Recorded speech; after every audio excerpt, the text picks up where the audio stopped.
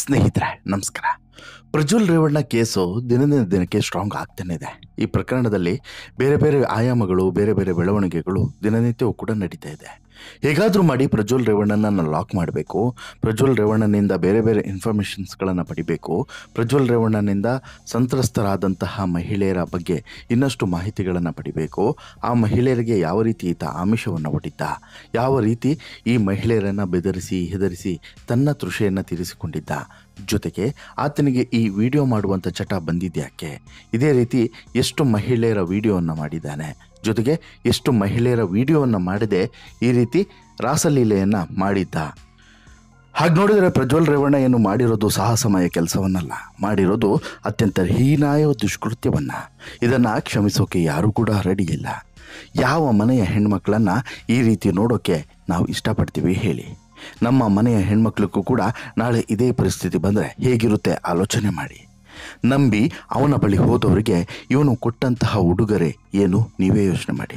ಇನ್ನು ಕೆಲವರು ಇಷ್ಟವಾಗಿ ಅಂದರೆ ಇಷ್ಟಪಟ್ಟೆ ಹೋಗಿದ್ದೀವಿ, ನಮಗೆ ಆತನೊಂದಿಗೆ ಆ ರೀತಿಯಾದಂಥ ಸಂಪರ್ಕ ಇಟ್ಕೊಳ್ಳೋಕ್ಕೆ ಏನೂ ಕೂಡ ಹಿಂಜರಿಕೆ ಇರಲಿಲ್ಲ, ಹಾಗಾಗಿ ಹೋಗಿದ್ವಿ ಅಂತಲೂ ಕೂಡ ಹೇಳಿದರೆ, ಇನ್ನು ಕೆಲವರು ಬೆದರಿಕೆಯನ್ನು ಒಡ್ಡಿ ಆಮಿಷವನ್ನು ಒಡ್ಡಿ ಆತ ನಮ್ಮನ್ನು ಬಳಸಿಕೊಂಡ ಅಂತೇಳಿ ಆಫ್ ದಿ ರೆಕಾರ್ಡ್ ಹೇಳ್ತಿದ್ದಾರೆ. ಬಟ್ ಆನ್ ದಿ ರೆಕಾರ್ಡು ಸಾಕಷ್ಟು ಜನ ಹೇಳ್ತಿಲ್ಲ. ಕಾರಣ ಏನು ಅಂತ ಹೇಳಿದ್ರೆ, ಆತ ಒಂದು ಮತ್ತೆ ಏನಾದರೂ ಮಾಡಬಹುದು ಅನ್ನುವಂಥದ್ದು, ಮತ್ತು ಈ ರೀತಿ ನಾವು ಸ್ಟೇಟ್ಮೆಂಟನ್ನು ಕೊಟ್ಟರೆ ಆ ಸ್ಟೇಟ್ಮೆಂಟ್ ಮೂಲಕ ಅಥವಾ ನಮ್ಮನ್ನು ಎಂಕ್ವೈರಿ ಮಾಡೋದ್ರ ಮೂಲಕ ನಾವೇನೋ ಈಗ ಎರಡು ಗೋಡೆಯ ನಡುವೆ ಇದೆ, ಇದು ಊರು ತುಂಬ ಇನ್ನು ಪ್ರಚಾರ ಬರುತ್ತೆ, ಆಗ ಮತ್ತಷ್ಟು ಸಂಕಷ್ಟ ಎದುರಾಗುತ್ತೆ, ಕೋರ್ಟ್ಗೆ ಹೋಗಬೇಕು, ಜಡ್ಜ್ ಮುಂದೆ ನಿಲ್ಲಬೇಕು, ಇವೆಲ್ಲ ಯಾಕೆ ಬೇಕು? ಏನೋ ಒಂದು ಸಲ ತಪ್ಪಿ ಎಲ್ಲದಕ್ಕೂ ಕೂಡ ಒಪ್ಕೊಂಡ್ಬಿಟ್ವಿ, ಆಯಿತು ಹೋಯ್ತು, ಈಗ ನೆಮ್ಮದಿಯಾಗಿದ್ದೀವಿ, ಸಾಯಲಿ, ಈ ನೆಮ್ಮದಿಯ ಜೀವನವನ್ನು ಯಾಕೆ ಹಾಳು ಮಾಡ್ಕೊಳ್ಳೋದು ಅಂತಲೂ ಕೂಡ ಕೆಲವರು ಆಲೋಚನೆ ಮಾಡ್ತಿದ್ದಾರೆ. ಆದರೆ ಇವೆಲ್ಲದರ ಬಗ್ಗೆ ಎಲ್ಲ ಪಿನ್ ಟು ಪಿನ್ ಮಾಹಿತಿಯನ್ನು ಕಕ್ಕಿಸ್ಬೇಕು ಅಂತ ಹೇಳಿದ್ರೆ ಅದಕ್ಕೆ ಪ್ರಜ್ವಲ್ ರೇವಣ್ಣ ಸಿಗಬೇಕು. ಪ್ರಜ್ವಲ್ ರೇವಣ್ಣ ಫಾರಿನಲ್ಲಿ ಹೋಗಿ ಕದ್ಕೂತಿದ್ದಾನೆ. ಇವನನ್ನು ಎತ್ತಾಕೊಂಬರುವಂಥ ಪ್ರಯತ್ನಗಳು ಕೂಡ ನಡೀತಾ ಇದ್ದಾವೆ. ಮತ್ತೊಂದು ಕಡೆ ಬಂದು ಶರಣಾಗು ಗುರು ಅಂತ ಹೇಳಿಬಿಟ್ಟು ಇಡೀ ಫ್ಯಾಮಿಲಿಯವರು ಈಗ ಪ್ರಜ್ವಲ್ ರೇವಣ್ಣ ಮೇಲೆ ಒತ್ತಡವನ್ನು ಹೇರ್ತಿದ್ದಾರೆ. ಜೊತೆಗೆ JDS ಪಕ್ಷದವರು ಕೂಡ ಪ್ರಜ್ವಲ್ ರೇವಣ್ಣನ ವಿರುದ್ಧ ಈಗ ಸಿಡಿಮಿಡಿಗೊಂಡಿದ್ದಾರೆ. ಒಂದು ಕಡೆ ಪಕ್ಷದ ಮರ್ಯಾದೆಯನ್ನು ತೆಗಿತಿದ್ದಾನೆ, ಮತ್ತೊಂದು ಕಡೆ ದೊಡ್ಡ ಮನೆಯ ಕುಟುಂಬದ ಗೌರವವನ್ನು ಹಾಳು ಮಾಡ್ತಿದ್ದಾನೆ. ಇಂಥವನನ್ನು ಯಾಕೆ ನಾವು ಕ್ಷಮಿಸಬೇಕು ಅಂತಲೂ ಕೂಡ ಸಾಕಷ್ಟು ಜನ ಹಿಡಿ ಶಾಪವನ್ನು ಹಾಕ್ತಿದ್ದಾರೆ. ಹಾಗಾದರೆ ಪ್ರಜ್ವಲ್ ರೇವಣ್ಣನನ್ನು ಶರಣಾಗತಿ ಆಗುವಂತೆ ಕುಟುಂಬದಿಂದ ಹೆಚ್ಚಿದಂಥ ಒತ್ತಡ ಹೇಗಿದೆ, ಹಾಗೆಯೇ ಪಕ್ಷದಲ್ಲಿ ಯಾವ ರೀತಿ ಒತ್ತಡ ಬರ್ತಿದೆ, ಇವೆಲ್ಲದರ ಬಗ್ಗೆ ಕಂಪ್ಲೀಟ್ ಮಾಹಿತಿಯನ್ನು ಕೊಡ್ತಾ ಹೋಗ್ತೇನೆ. ಅದಕ್ಕಿಂತ ಮುಂಚೆ ನೀವಿನ್ನೂ ಕೂಡ ನಮ್ಮ ಚಾನಲನ್ನು ಸಬ್ಸ್ಕ್ರೈಬ್ ಮಾಡಿಲ್ಲ ಅಂದರೆ ದಯವಿಟ್ಟು ಕೂಡಲೇ ಸಬ್ಸ್ಕ್ರೈಬ್ ಮಾಡಿ ಸ್ನೇಹಿತರೆ. ನೋಡಿ, ಬಂಧನ ಭೀತಿಯಿಂದ ವಿದೇಶಕ್ಕೆ ಪರಾರಿಯಾಗಿರುವಂಥ ಪ್ರಜ್ವಲ್ ರೇವಣ್ಣ ಮಂಗಳವಾರ ಅಥವಾ ಬುಧವಾರ ಬೆಂಗಳೂರಿಗೆ ಬರಬಹುದು, ಭಾರತಕ್ಕೆ ಮರಳಬಹುದು ಅನ್ನುವಂಥ ಸಾಧ್ಯತೆ ಇದೆ. ರಾಜ್ಯದಲ್ಲಿ 14 ಲೋಕಸಭಾ ಕ್ಷೇತ್ರಗಳಿಗೆ ಮಂಗಳವಾರ 2ನೇ ಹಂತದ ಚುನಾವಣೆ ನಡೆದಿದೆ. ಆ ಬಳಿಕ ರಾಜ್ಯಕ್ಕೆ ಬಂದು ಪೊಲೀಸರಿಗೆ ಶರಣಾಗ್ತಾನೆ ಅನ್ನುವಂಥ ಮಾಹಿತಿ ಸಿಗ್ತಾ ಇದೆ. ಕಾರಣ ಏನು ಅಂತ ಹೇಳಿದ್ರೆ, ಲೋಕಸಭೆ ಚುನಾವಣೆಯ ಸಂದರ್ಭದಲ್ಲೇ ಈ ರೀತಿಯಾದಂಥ ಒಂದು ಆರೋಪ ಅಥವಾ ಈ ರೀತಿಯಾದಂಥ ಒಂದು ದೊಡ್ಡ ಹಗರಣ ಬೆಳಕಿಗೆ ಬರುತ್ತೆ ಮೊದಲ ಹಂತದ ಚುನಾವಣೆಯ ಸಂದರ್ಭದಲ್ಲಿ. ಅದಾದಮೇಲೆ ನಡೆದಂಥ ಬೆಳವಣಿಗೆಗಳೆಲ್ಲವೂ ಕೂಡ ನಿಮಗೆ ಗೊತ್ತಿರುವಂಥದ್ದೇ. ಈ ಸಂದರ್ಭದಲ್ಲಿ ಈಗ 14 ಕ್ಷೇತ್ರದ 2ನೇ ಹಂತದ ಮತದಾನ ಮಂಗಳವಾರ ನಡೀತು. ಈ ಸಂದರ್ಭದಲ್ಲಿ ಏನಾದರೂ ಬಂದ ಅಂದರೆ ಈ 2ನೇ ಹಂತದ ಮತದಾನಕ್ಕೂ ಮುಂಚೆ ಬಂದ ಅಂತ ಹೇಳಿದ್ರೆ, ಈಗ ಅಲ್ಪ ಸ್ವಲ್ಪ ಉಳಿದಿರುವಂಥ ಮಾನ ಮರ್ಯಾದೆ ಅದು ಕೂಡ ಹರಾಜಾಗುತ್ತೆ. ಹಾಗಾಗಿ ಈ ಸೆಕೆಂಡ್ ರೌಂಡ್ ಎಲೆಕ್ಷನ್ ಮುಗಿದ ಮೇಲೇ ಬರೋದು ಬೆಟರು ಅಂತಲೂ ಕೂಡ ಆಲೋಚನೆ ಮಾಡಿರ್ಬೋದು ಅಂತಲೂ ಕೂಡ ಗೊತ್ತಾಗ್ತಿದೆ. ಇನ್ನೊಂದು ಕಡೆ ಕೆಲವರು ಹೇಳ್ತಿದ್ದಾರೆ, ಇಲ್ಲ ಪ್ರಜ್ವಲ್ ರೇವಣ್ಣ ಫಾರಿನಲ್ಲೇ ಫಿಕ್ಸ್ ಆಗಿಬಿಡ್ತಾನೆ, ಈ ಕಡೆ ಬರೋದೇ ಇಲ್ವೇನೋ ಅಂತಲೂ ಕೂಡ ಹೇಳ್ತಾರೆ. ಹಾಗಾಗೋಕ್ಕೆ ಚಾನ್ಸಸ್ ಬಹಳ ಕಡಿಮೆ ಇದೆ. ಯಾಕಂತ ಹೇಳಿದ್ರೆ ಇಲ್ಲಿ ಸಿಕ್ಕಾಬಟ್ಟೆ ಒತ್ತಡವು ಕೂಡ ಪ್ರಜ್ವಲ್ ರೇವಣ್ಣ ಮೇಲೆ ಬರ್ತಾ ಇದೆ. ಒಂದು ವೇಳೆ ಪ್ರಜ್ವಲ್ ರೇವಣ್ಣ ಬರಲಿಲ್ಲ ಅಂತ ಹೇಳಿದ್ರೆ ಅವರ ಮನೆಯವರಿಗೆ ಉಳಿಗಾಲ ಅಂತೂ ಇರೋದೇ ಇಲ್ಲ. ಈಗಾಗಲೇ ಸರ್ಕಾರ ಕೂಡ ಇದನ್ನು ಸಿಕ್ಕಾಬಟ್ಟೆ ಸೀರಿಯಸ್ ಆಗಿ ತೆಗೆದುಕೊಂಡಿದೆ. ಅದರಲ್ಲೂ ಕೂಡ ರಾಜಕೀಯ ದುರುದ್ದೇಶ ಅಂತ ಹೇಳಿಬಿಟ್ಟು ಯಾವಾಗ ಒಂದಷ್ಟು ಮಸಾಲೆ ತುಂಬುವಂಥ ಕೆಲಸವನ್ನು ಕೆಲವರು ಕಿಡಿಗೇಡಿಗಳು ಮಾಡೋಕ್ಕೆ ಶುರು ಮಾಡಿದ್ರು, ಸರ್ಕಾರ ಅಕ್ಷರಶಃ ರೊಚ್ಚಿಗೆದ್ದಿದೆ. ಅದರಲ್ಲೂ ಕೂಡ DK ಶಿವಕುಮಾರ್ ಮೇಲೆ ಯಾವಾಗ ಆರೋಪ ಮಾಡಲಿಕ್ಕೆ ಶುರು ಮಾಡಿದ್ರು, DK ಶಿವಕುಮಾರ್ ಈಗ ಅಕ್ಷರಶಃ ಸಿಡಿಮಿಡಿಗೊಂಡಿದ್ದಾರೆ. ಜೊತೆಗೆ ಕೆಂಡವನ್ನೇ ಉಗುಳುತ್ತಿದ್ದಾರೆ. ಏನಾದರೂ ಆಗಲಿ ಈ ಪ್ರಕರಣವನ್ನು ಸುಮ್ಮನೆ ಬಿಡೋದಿಲ್ಲ ಅನ್ನೋದನ್ನು ಶಪಥ ಮಾಡಿದ್ದಾರೆ. ಲೋಕಸಭೆ ಚುನಾವಣೆ ಸಂದರ್ಭದಲ್ಲೇ ಬಹಿರಂಗ ಆದಂಥ ಪ್ರಜ್ವಲ್ ರೇವಣ್ಣ ಭಾಗಿಯಾಗಿರುವಂತಹ ಲೈಂಗಿಕ ದೌರ್ಜನ್ಯದ ವಿಡಿಯೋಗಳನ್ನು ಹಿಡಿದುಕೊಂಡು ಈಗ ಪ್ರಜ್ವಲ್ ರೇವಣ್ಣಗೂ ಕೂಡ ನೀರು ಕುಡಿಸ್ಬೇಕು, ಇದರ ಹಿಂದೆ ಇರುವಂತಹ ಒಬ್ಬೊಬ್ಬ ಕಡು ಪಾಪಿಗಳಿಗೂ ಕೂಡ ನೀರು ಕುಡಿಸ್ಬೇಕು ಅನ್ನುವಂಥ ತೀರ್ಮಾನವನ್ನು SIT ಮಾಡಿಯಾಗಿದೆ. ಕಾಂಗ್ರೆಸ್ ಇದನ್ನೇ ರಾಜಕೀಯ ಅಸ್ತ್ರವನ್ನಾಗಿಯೂ ಕೂಡ ಮಾಡಿಕೊಂಡಿದೆ. BJP JDS ಮೈತ್ರಿಯನ್ನು ಹಿಗ್ಗಾಮುಗ್ಗ ಜಾಡಿಸ್ತಿದೆ.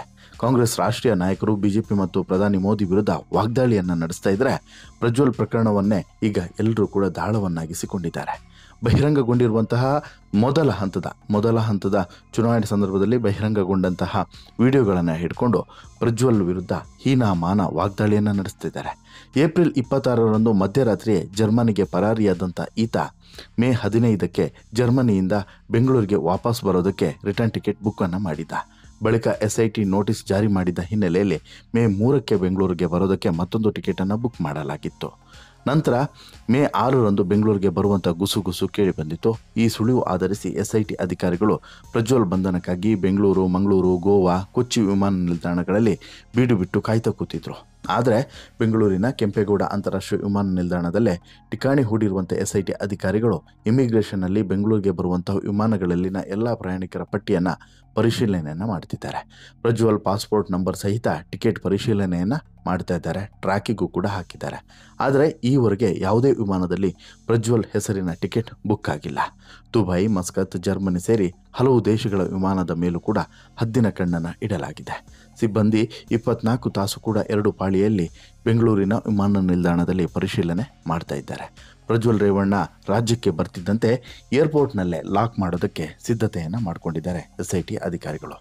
ಈ ನಡುವೆ ಪ್ರಜ್ವಲ್ ರೇವಣ್ಣಗೆ ಅವರ ಕುಟುಂಬದ ಸದಸ್ಯರು ಮತ್ತು JDS ಪಕ್ಷದ ಕಾರ್ಯಕರ್ತರು, ಪ್ರಮುಖರು ಲೈಂಗಿಕ ದೌರ್ಜನ್ಯ ಪ್ರಕರಣದಿಂದ ತೀವ್ರ ಮುಜುಗರಕ್ಕೆ ಈಡಾಗಿರೋದ್ರಿಂದ ಸಹಜವಾಗಿ ಇವರೆಲ್ಲರೂ ಕೂಡ ಅಂದರೆ ಕುಟುಂಬ ಸದಸ್ಯರು ಮತ್ತು ಈ JDSನ ಹಿರಿಯ ಮುಖಂಡರು ಶೀಘ್ರವೇ ರಾಜ್ಯಕ್ಕೆ ಬಂದು SIT ಎದುರು ವಿಚಾರಣೆಗೆ ಹಾಜರಾಗುವಂತೆ ಪ್ರಜ್ವಲ್ ಮೇಲೆ ಒತ್ತಡವನ್ನು ಹಾಕ್ತಿದ್ದಾರೆ. ಪ್ರಕರಣ ದಿನಕ್ಕೊಂದು ತಿರುವನ್ನು ಪಡೀತಿದೆ. ಕುಟುಂಬಕ್ಕೆ ಮತ್ತು ಪಕ್ಷಕ್ಕೆ ತೀವ್ರ ಮುಜುಗರ ಆಗ್ತಿದೆ. ವಿಚಾರಣೆಗೆ ಹಾಜರಾಗದೆ ವಿದೇಶದಲ್ಲಿ ತಲೆಮರೆಸಿಕೊಂಡಿರೋದು ಸರಿಯಲ್ಲ ಅನ್ನುವಂಥ ಸಲಹೆಯನ್ನು ಕೂಡ ಕೊಟ್ಟಿದ್ದಾರೆ. ಮೊದಲು SIT ಎದುರಿಗೆ ಹಾಜರಾಗಿ ವಿಚಾರಣೆ ಎದುರಿಸೋದು ಸೂಕ್ತ. ಕಾನೂನು ಹೋರಾಟದಿಂದ ಸತ್ಯಾಂಶ ಹೊರಬರುತ್ತದೆ. ವಿಚಾರಣೆಗೆ ಹಾಜರಾಗದೆ ಕಾನೂನು ಹೋರಾಟಕ್ಕೆ ಮೊರೆ ಹೋದರೆ ಸಮಸ್ಯೆ ಮತ್ತಷ್ಟು ಗಂಭೀರವಾಗ್ತಿದೆ. ಕೂಡಲೇ ವಕೀಲರ ಜೊತೆಗೆ ಸಮಾಲೋಚನೆಯನ್ನು ನಡೆಸಿ ಹಾಜರಾಗುವಂತೆ ಕುಟುಂಬದವರು ಮತ್ತು ಆಪ್ತರು ಪ್ರಜ್ವಲ್ಗೆ ಸಲಹೆಯನ್ನು ಕೊಡ್ತಾ ಇದ್ದಾರೆ.